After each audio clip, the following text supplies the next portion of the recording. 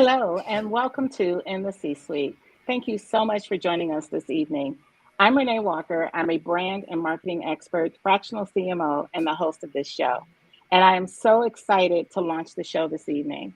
My aim in having this program is to help other business owners succeed and achieve all of the goals that they have for their businesses, both personally, professionally, and the like.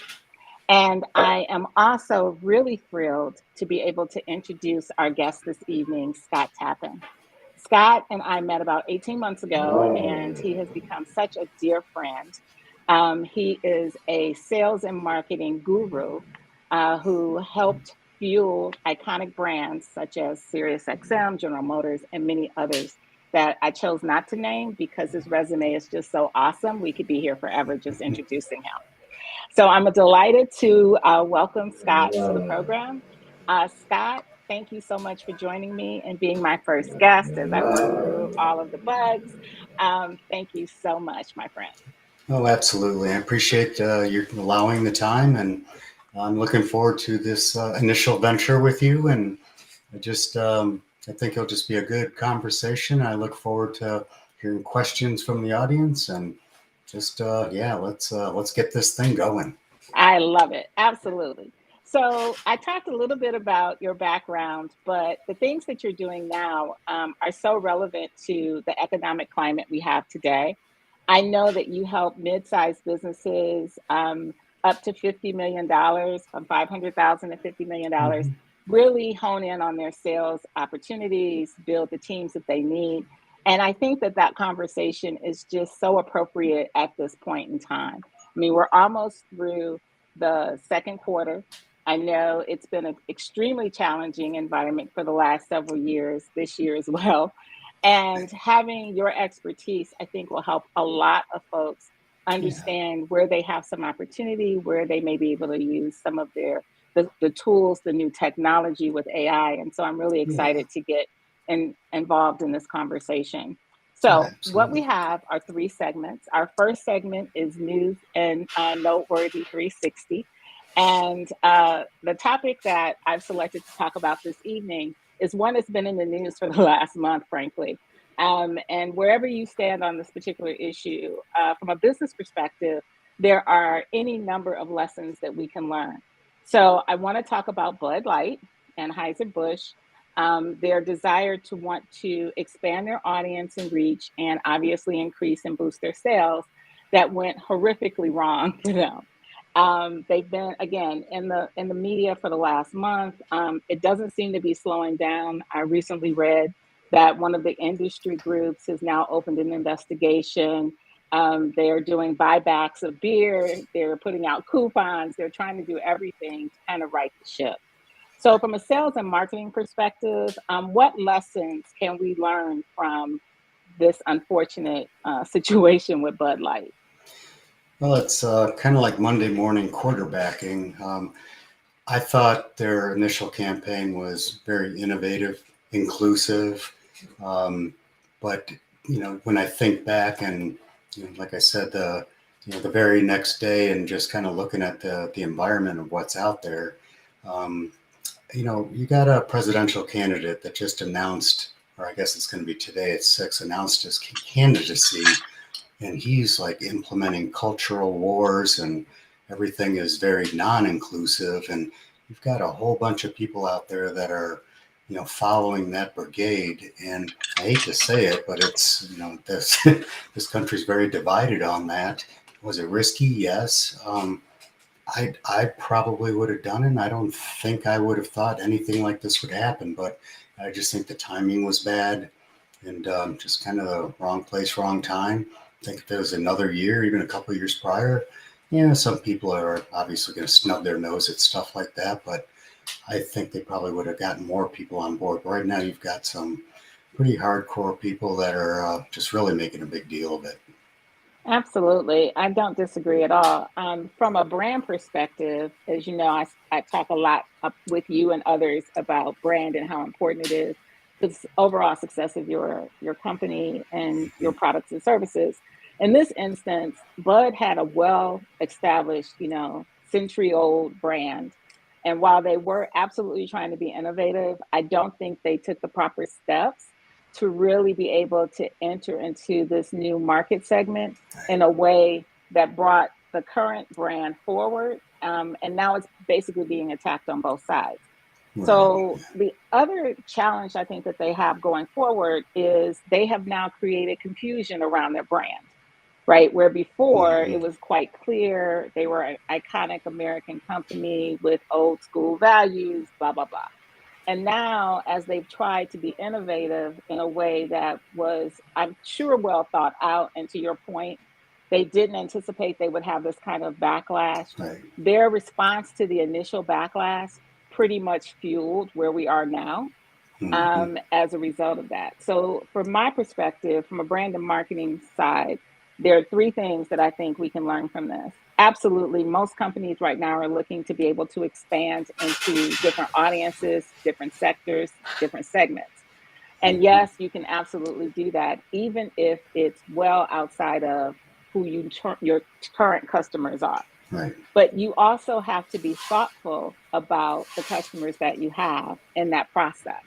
And so it just seemed to be a shock to everybody that they just kind of launched this during the March Madness as a campaign. And so I think you take some baby steps, right? And you also have the opportunity to allow people to understand what you're doing because the confusion that's now been caused on their brand is Yeah. not irreparable. They can certainly Hmm. repair it, but in the short term, it's costing them a lot of money, a lot of reputation, equity, and the like. And so it's just really, really important that if you're going for a segment outside of what Hmm. customers you typically deal with, you need to be mindful of that and you need to be very thoughtful and you should have a crisis communications plan ready to go. The second Absolutely. thing on the response in terms of the crisis, the first initial response was kind of Millie Moused and really added additional confusion to the situation. So in those situations, it's really important to take a beat. Everybody's going to want to try and get out there first and try and put it down. But Yeah. you really need to take a moment and gather as much information and understand the full playing field before you engage in a crisis response. And Yeah. then the final thing I think is it's a lesson learned for all of us business owners that it's really important that as we move forward, that we just because we're ready to go doesn't mean everybody that supports us or Yeah. buys from us, works for us, it doesn't mean that they're ready to go too.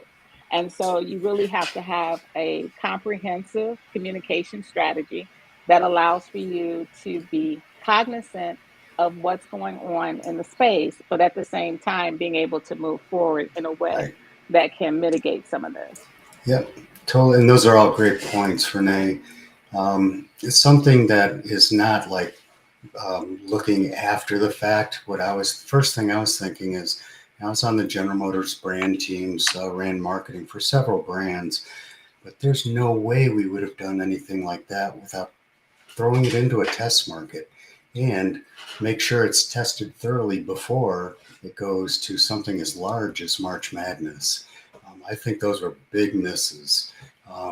And just depending budgets and testing. Yeah, I mean, just putting it into a market through distribution, that's one thing. And if you take that step of focus groups, that's when it starts to get really involved and timely. But yeah, there should have been a couple of markets that they should have just tried it out, and they probably wouldn't be seeing what's going on if they did that.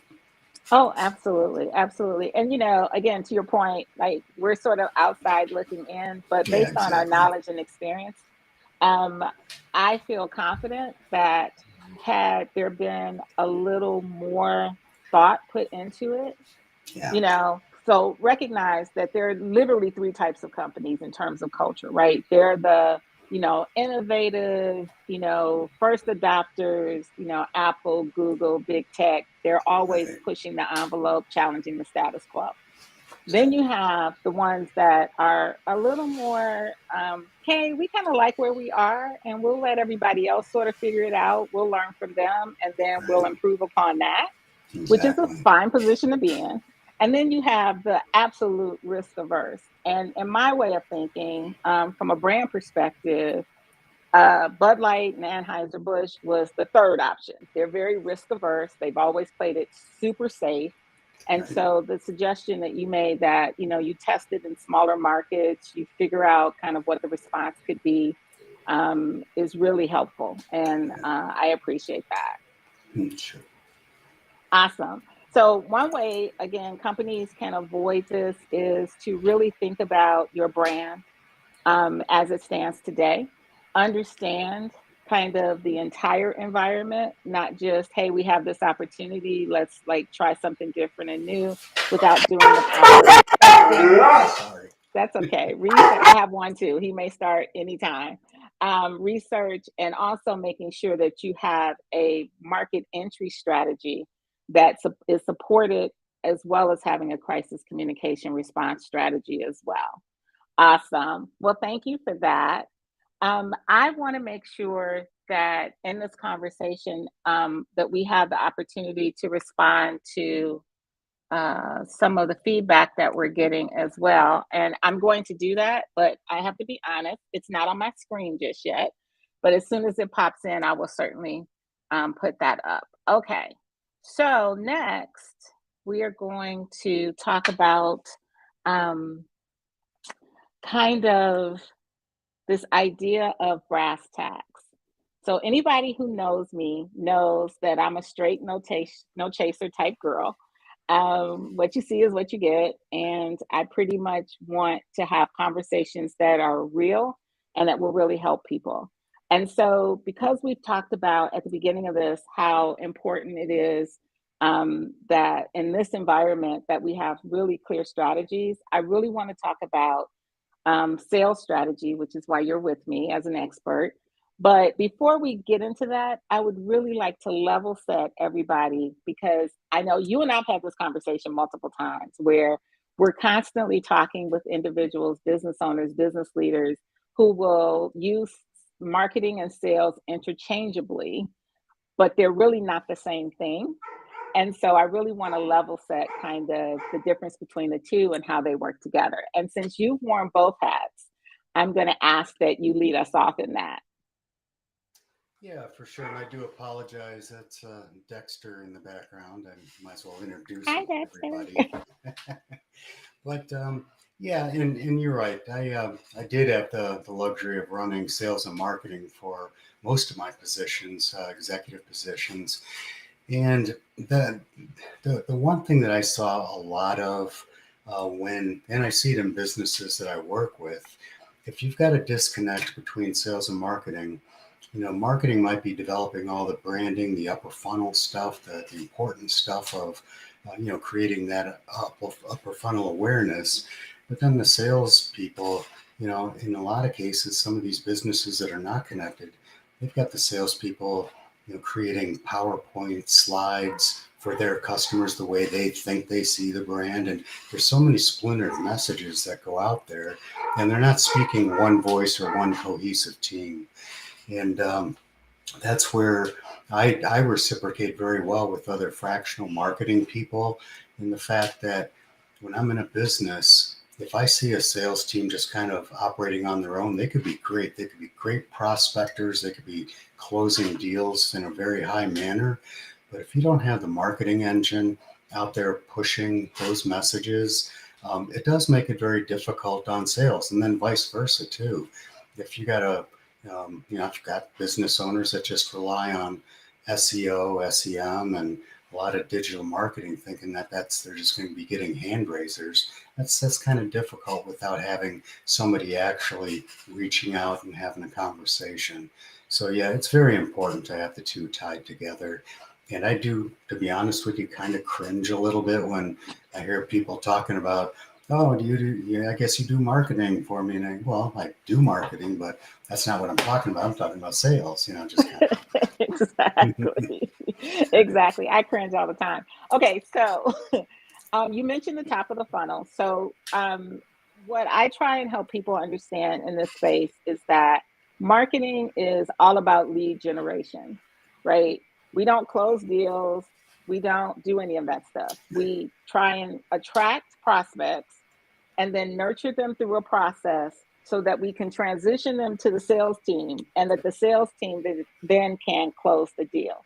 So if you're communicating, for example, with a prospect and you're having language and conversations and materials that are about closing the deal, you're missing the opportunity to fully engage them, and you may be selling yourself short, or you could lose the sale as a result of them not thinking or feeling that you understand what their challenges or opportunities are, and them not seeing you as the right solution. Yeah. And I know in my practice, I spend a lot of time with my clients helping them kind of navigate that, right? So there are two different conversations that are supportive of each other, but they have different roles and therefore different messaging and different requirements. And so it's really important that you're thinking about where the prospect is or where your current customer is if you're trying to upsell them, right? That's even a little bit different wrinkle.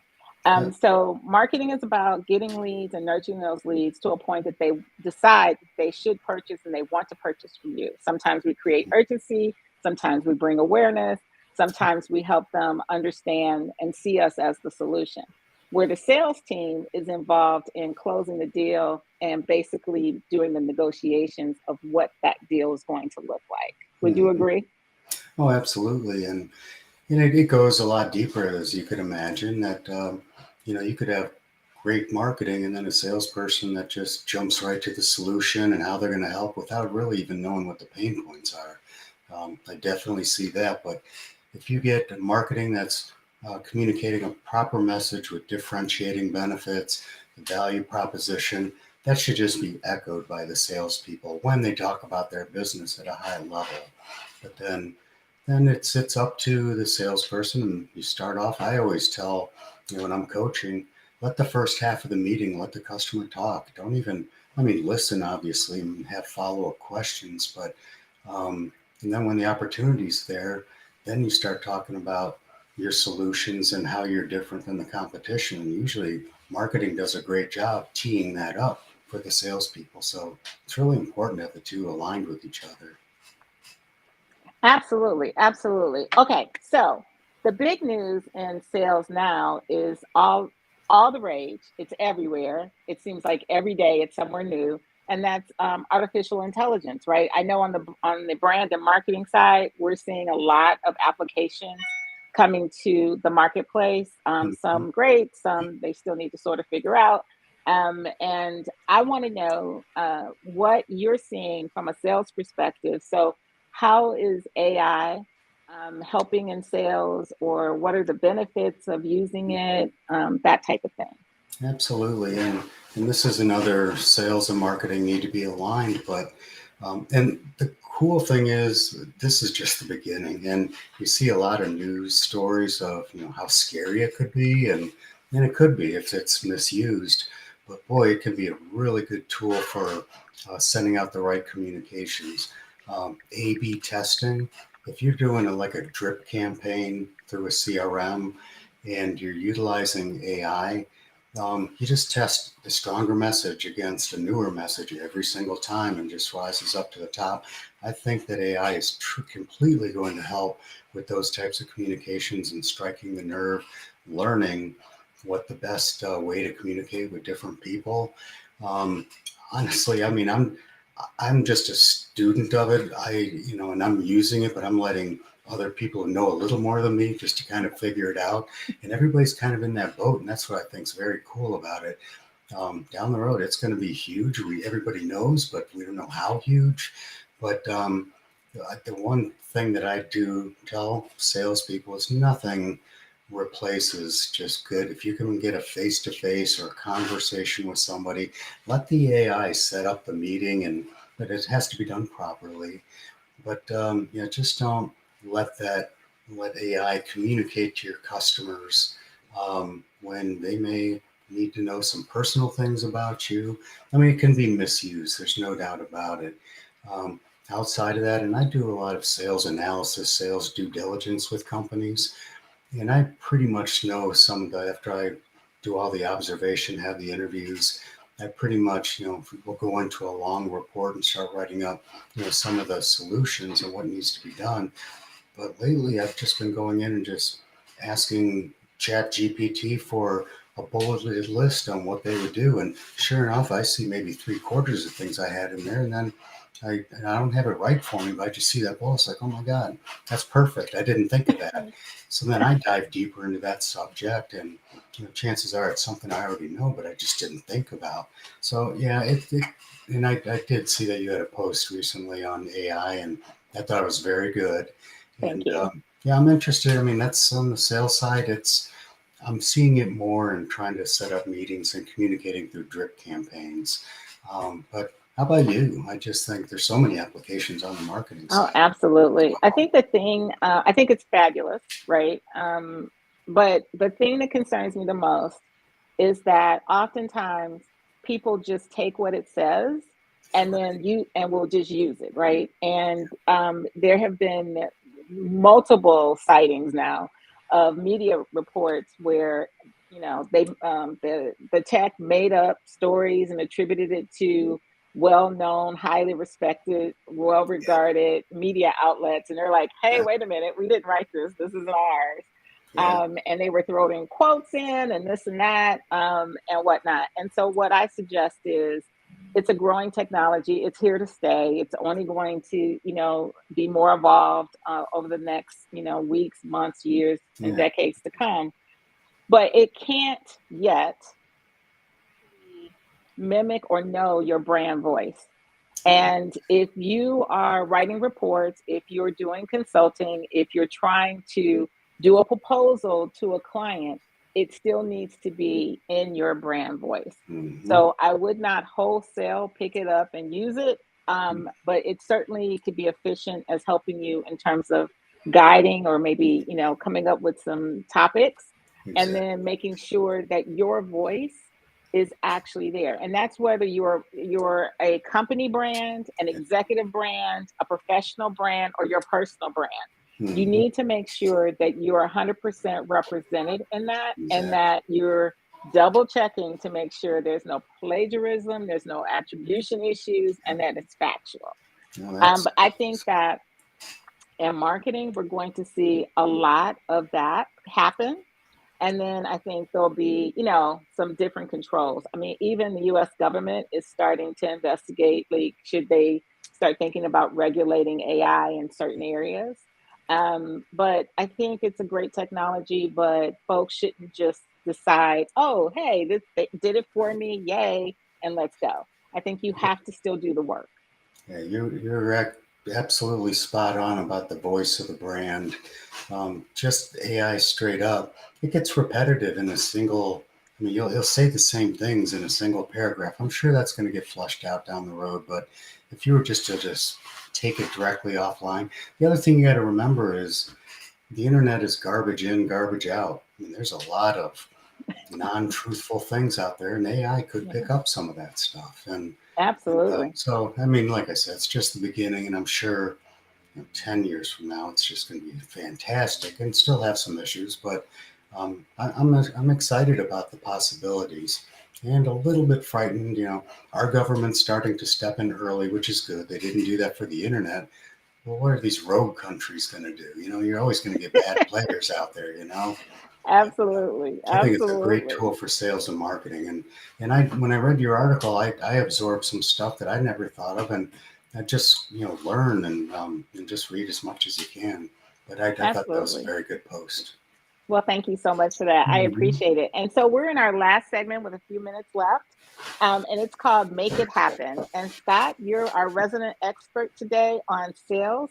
So I want to ask you, as an outsourced VP of sales and a fractional sales executive, what the heck is a fractional sales executive? I know I get it all the time on my side. So. Oh yeah, yeah. Well, I'm affiliated with a group called Sales Xceleration. I have my own LLC, but I'm under an umbrella, and I'm a licensed advisor. It's not a franchise, but under the umbrella of 170 other advisors that all have a minimum of 25 to 30 years executive sales experience. We offer about 6 customer and client engagements that continuously get fine-tuned by everybody's experience, and that's where That's why I got into this, because I thought, okay, this is going to be all proven, and it is. Um, I honestly, when I came out of the corporate world, I've never heard the word fractional before, but on my business card it says outsourced VP of sales. Some people, it resonates with them a little bit, but really, fractional started on the finance side. There's several organized groups that are fractional CFOs. Focus CFO is one, B2B CFO. So it did start in that area. Right now, Sales Xceleration is the largest fractional sales. There's a couple other smaller ones there, but it's really what it is we go into small to medium-sized businesses on a fractional basis and help businesses build their sales infrastructure. We'll grow a team from no salespeople. We'll do compensation plans that tie to forecasts and just do sales pipeline management and set up all the stages so they know exactly what to do at each stage before they go to the next level. So it's all sales infrastructure and hiring. Now I do a lot of one-on-one coaching and training, but really what it is, it's all setting up a process. And usually I'll hire a sales leader before I leave, work myself out of a job, but that's the intent. Bring them up to speed on all the things that I implemented. And then part of the coaching could be just sales skills, like getting beyond the gatekeepers and all that. But so it is a typical engagement of mine. If I'm running the sales department, it could be 9 months to a year. But if I'm just working with an existing sales leader, it's 3 to 4 months, depending if I'm hiring. And and it is fractional, so it's going to be a lot cheaper than bringing in.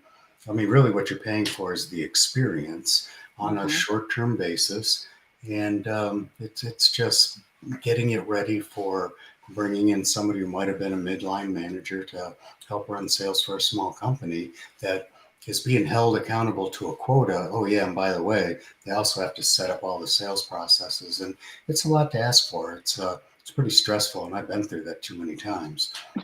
Gotcha. So let me ask, so given you work with larger, more established companies, traditionally 500,000 to 50 million, for smaller enterprises or, smaller businesses or even startups, what is like maybe one or two things that they could benefit from in terms of the expertise you bring as a fractional or an outsourced VP of sales? So when I think of all the things that I implement in these small and medium-sized businesses, one of the key drivers is compensation plans. I mean, it's no big secret that salespeople follow the money. And the way I set up compensation plans, I'll just use, for example, maybe a sales development rep has maybe 5-6 years experience. I always take the base salary, whatever that number is going to be, and let's just make it for ease. Call it $60,000 base salary. I'll always take the variable piece and make that $60,000 for an on-target earnings of $120,000.